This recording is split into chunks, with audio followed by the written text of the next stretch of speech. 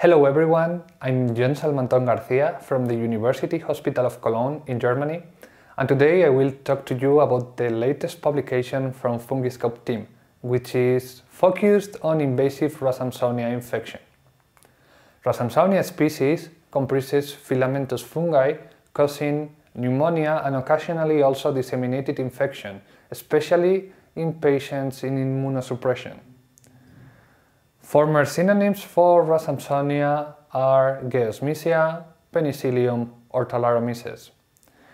Still nowadays there is potential for misidentification of Rasamsonia fungi, especially with Penicillium or Paecilomyces. The main objective of our research was to provide knowledge on risk factors and therapeutic decisions in these patients. A total of 23 cases were collected, both from FungiScope Registry and literature. 17 of them were proven infection, and 6 probable, according to the EORTC criteria. These patients were collected in 6 different countries: Germany, Austria, France, United States, Canada, and Japan. Their main risk factor was hematological disease, especially chronic granulomatous disease.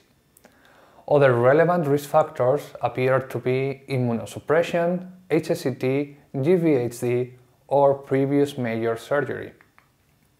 Infection in lungs was reported in more than 90% of the patients, and other relevant sites of infections were bones and joints or CNS. In total, more than half of the patients have the infection localized in only one organ. 30% of the patients suffer a disseminated infection.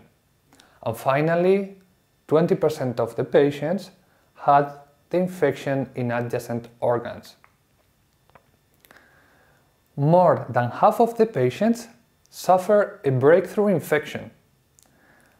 The Rasamsonia infection of our sample was mainly treated with azoles, especially posaconazole or voriconazole, or with echinocandins, especially caspofungi.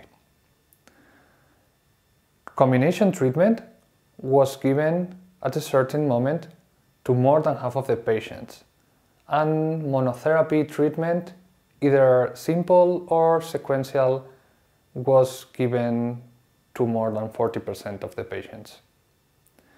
Additional surgery to the antifungal treatment was performed in 40% of the patients.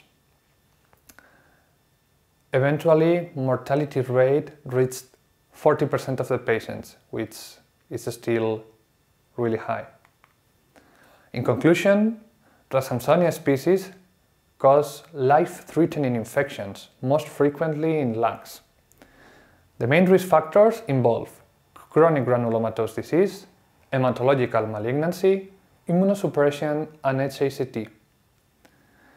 Species still happen to be misidentified in up to 50% of the patients, and therefore PCR plays a special role. Breakthrough infection occurs frequently. Treatment is still challenging and may involve surgery. Finally, mortality, as I said before, is still too high. Around 40% of the patients with Rasamsonia infection die.